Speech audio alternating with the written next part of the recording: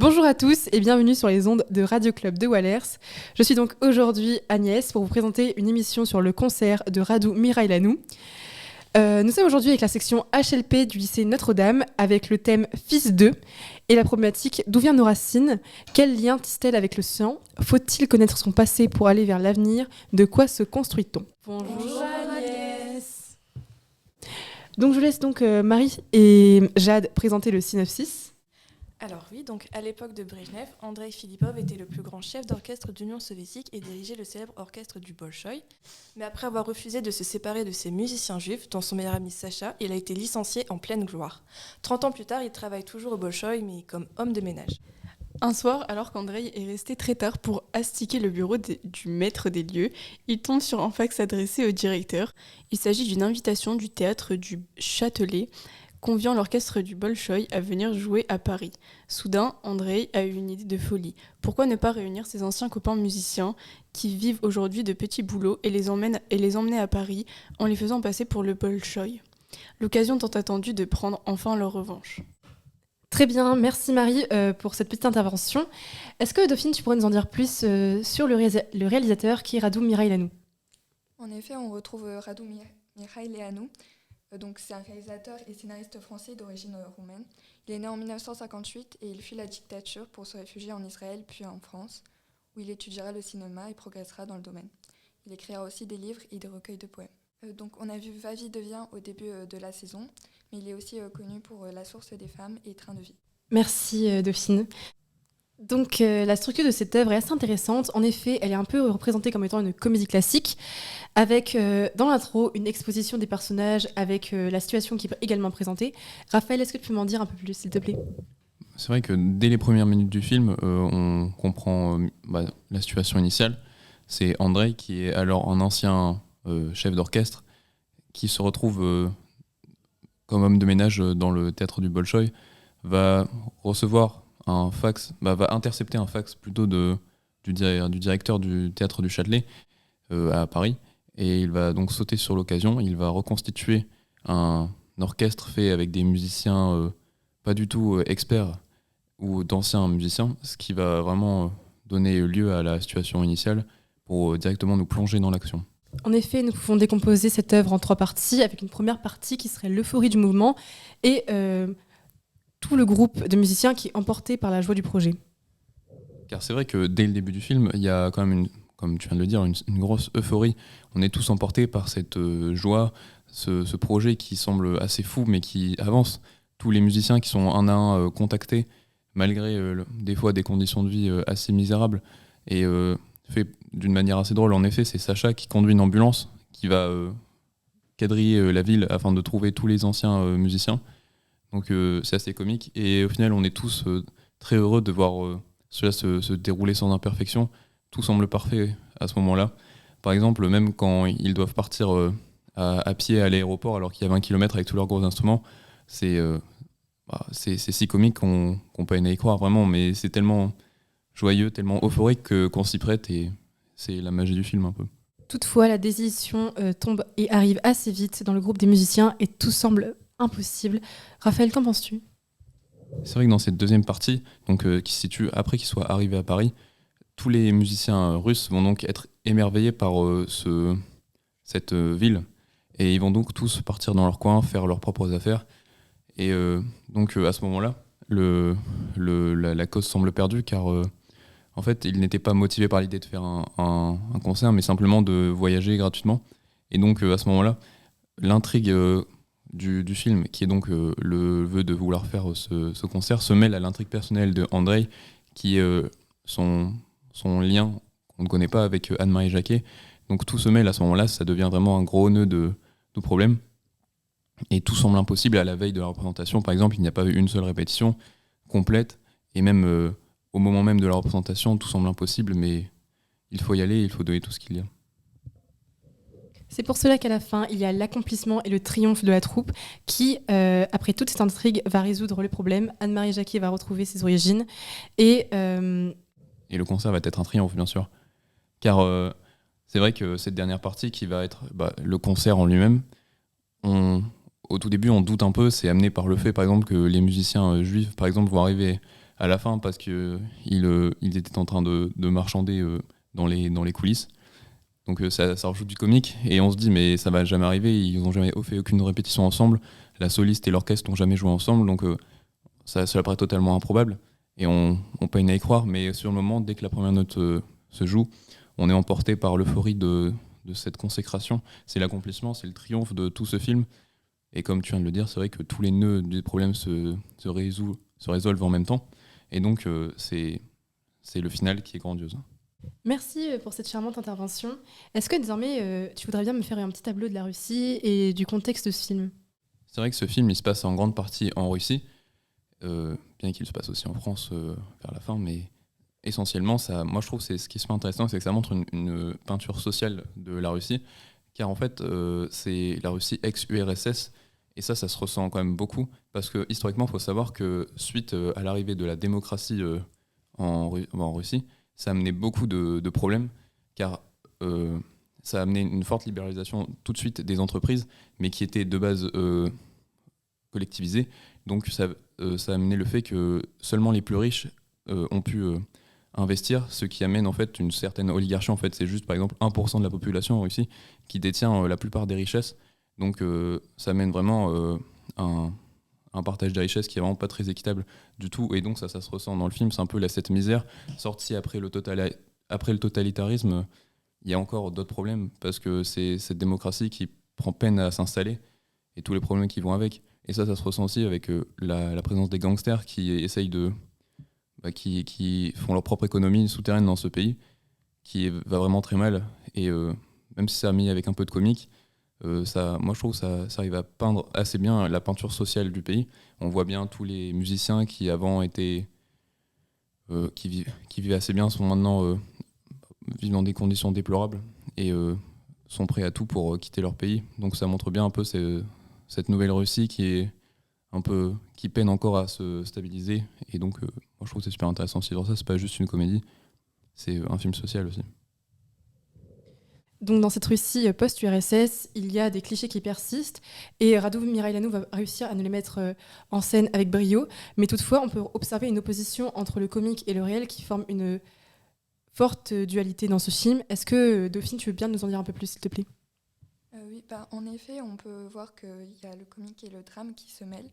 Le drame de deux histoires, celui d'une femme qui recherche ses racines dans la musique et celui d'un orchestre détruit en raison de la religion juive de certains membres.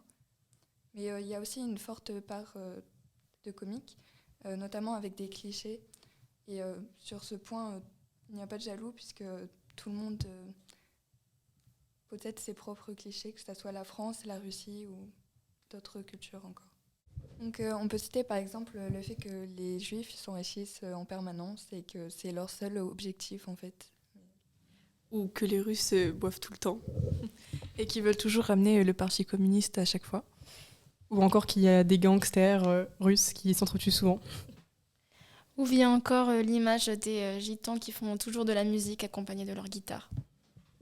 Mais au final, tous ces stéréotypes, ils sont quand même assez amusés et même beaucoup de dérision, vu qu'il faut pas oublier que lui-même, Radu Mihailoiu, il est lui-même juif, donc c'est assez beaucoup d'autodérision sur la situation et que ça permet d'ajouter du comique, de se détendre et de rire de tout, il faut s'ouvrir et c'est ça qui est beau dans ce film aussi. Donc l'un des personnages très importants de ce film, c'est Anne-Marie Jacquet, la violoniste. Est-ce que tu peux nous en dire un peu plus, s'il te plaît, Maëlle ? Oui, en effet, Anne-Marie Jacquet, donc c'est une soliste violoniste. Elle est interprétée par l'actrice Mélanie Laurent.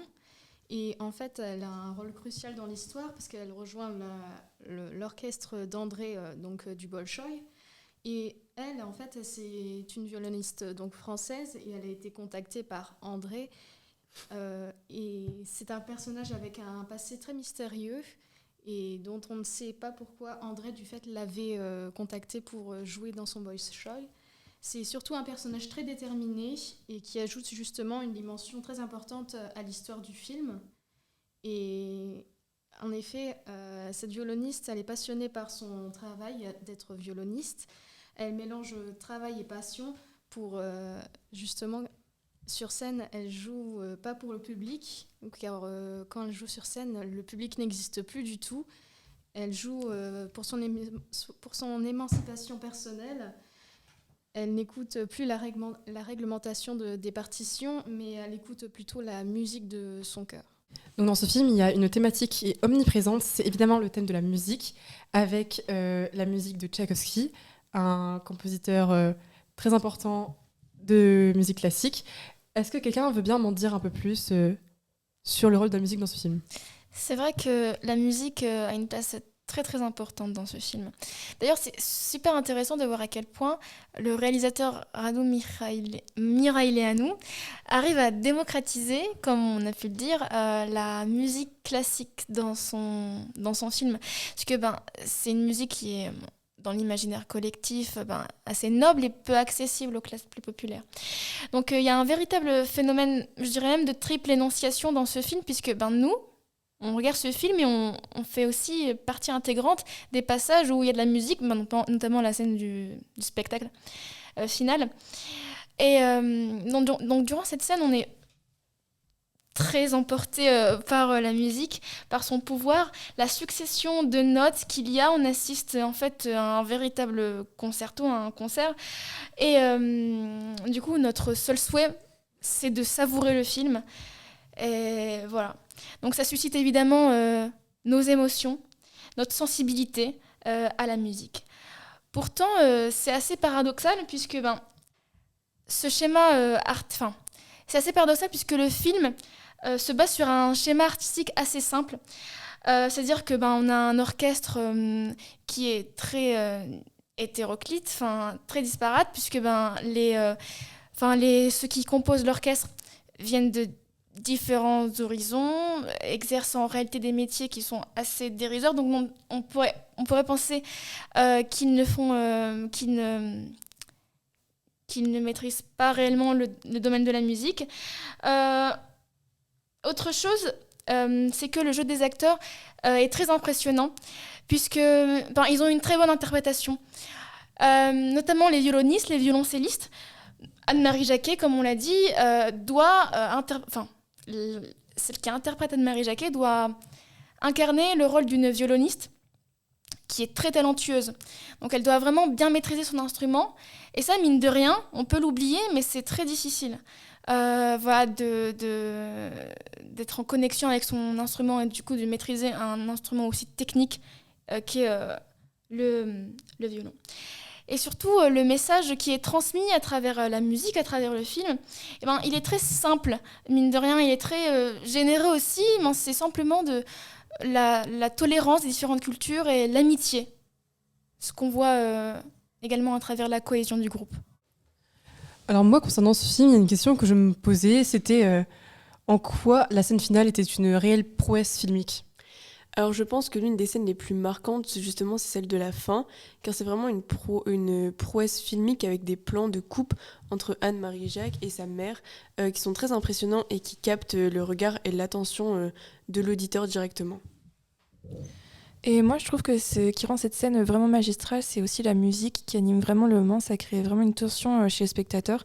C'est presque électrique. Et aussi au changement de couleur avec les deux plans entre Anne-Marie Jacquet et sa mère, on passe de couleurs très chaudes à de couleurs très froides. Et c'est très marquant pour l'œil. En plus de cela, on peut voir que dans cette scène, il y a vraiment la musique qui dure pendant dans son intégralité. Donc ça permet vraiment de vivre pleinement cette musique. Et c'est pour ça qu'il n'y a pas aucune coupure. Donc pour les vrais amateurs de musique, c'est vraiment sympathique. Même pour ceux qui ne sont pas amateurs de musique, ça permet vraiment de vivre pleinement les émotions de tout cela sans être coupé une seule fois.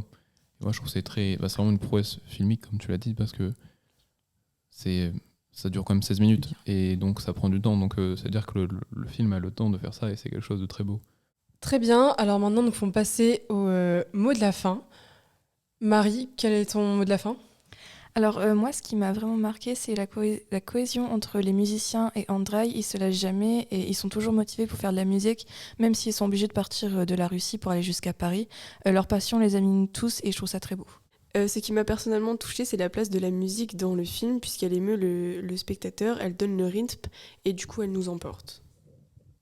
Moi, ça serait plutôt sur l'aspect multiculturel du film, vu que, comme on le voit, les acteurs ils parlent en plusieurs langues. Et même si ça donne bien deux univers différents, Et je trouve que ces deux langues, ça nous ancre vraiment dans deux univers différents, mais qui nous englobent. Donc ça nous fait vivre vraiment ce film pleinement, vu qu'il n'y a pas juste une version française, juste une version russe, il y a vraiment les deux en même temps. Et moi, je trouve que c'est vraiment ça qui m'a particulièrement touché aussi. Très bien. Amira, est-ce que je pourrais savoir c'est quoi ton mot de la fin, le moment qui t'a vraiment marqué dans le film? Moi, c'est un moment qui s'est étalé en fait dans tout le film. C'est le running gag, comme on dit, sur le trou normand. Je crois que ça a provoqué beaucoup de rire à travers, dans le public. Donc on a en fait le directeur qui veut absolument manger au trou normand. Et ça, il le répète à chaque fois. Donc c'est particulièrement comique.